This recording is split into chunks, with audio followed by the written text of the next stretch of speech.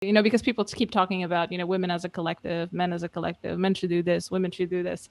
There's no big meeting. We don't congregate, we don't coordinate, unfortunately, because, kind of looking at dating as a game theoretic landscape, there are things that you could do as a collective if you know what other people might do, and there are things that you could do as an individual because they advantage you, to defect on certain systems. And I feel like we're stuck in this big defection, collective defection of everyone, because everyone is now connected, especially, the women have the possibility to be dating these super high status people on apps, and they always think, oh, okay, this is my shot. I'm gonna be, I don't know, Miss Investment Banker or whatever, whatever guy that gives you the time of day once, and then that's kind of a shitty equilibrium. But I feel like, if people would understand the implications of this, the game theory of this, they might be a bit more open. And I think this applies to men as well as women. I guess, Red Pill kind of teaches men a little bit about this stuff.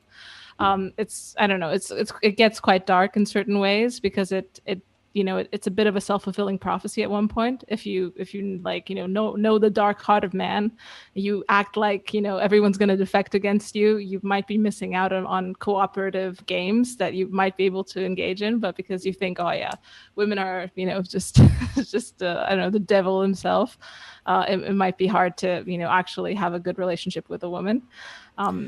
And do you think that women in general, again, speaking very general here, as far as the macros, do you think that there is a certain age at which women, more so than men, or maybe not, and I'm curious whether you see a difference here, would be more susceptible to certain trends, and if there is a certain cutoff point at which, for most, not all, but most, as Jesse Lee Peterson says, there would be much easier to get them to consider a different point of view, and at which point do you think for the majority it would cut off? And again, I don't want to put women in one category here, so I just want to kind of like ask you first, would you say that there is a difference here between men and women?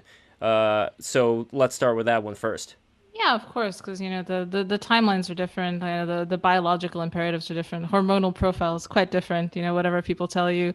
I personally kind of got woke to this thing kind of in my mid-20s, so I was okay. But a lot of people don't. And then there's also the problem of cognitive dissonance, because if you're 35 and then you get woke to this stuff, it's probably better for you to stick to your rad femme stuff, just for consistency's sake. You should continue to be hating the patriarchy because you've really invested a lot of your mind space into these memes. So it's really hard to backtrack from that point. So I see a lot of people kind of in that and that problem. So, and I'm not just talking about When you're relationships West, here. it's all over. Yeah, So but I'm not just talking about thoughts on relationships, but even on politics, on policies regarding, migration, taxation, welfare, all that stuff.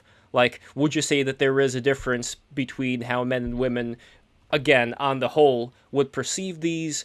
Does it have actually more to do not with the men and women, but more with the culture that they were raised in? And that would be my second question there.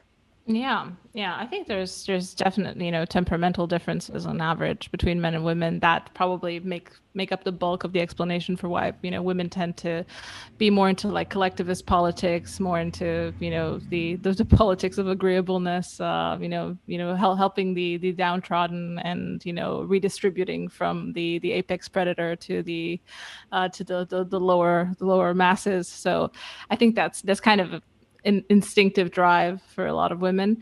And I think, individualism also kind of, it kind of moves into that direction because, like I said, a lot of people don't really have, like, 100 years ago, if something bad happened to me, my family would try to help me. They wouldn't be as wealthy for sure, but it wouldn't be like, oh, okay, now the state needs to come in and take me and stick me in a special home for someone.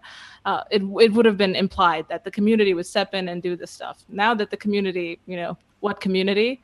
The state has to grow to protect too, and women, I think, they tend to be a bit more statist in that respect, because they see the failings of the lack of community, but they typically don't attribute it to the fact that the community is decayed. They attribute it to the fact that there's no one to step in to solve these problems, so the state should do it, because traditionally there was someone to do it, but they're just not there anymore.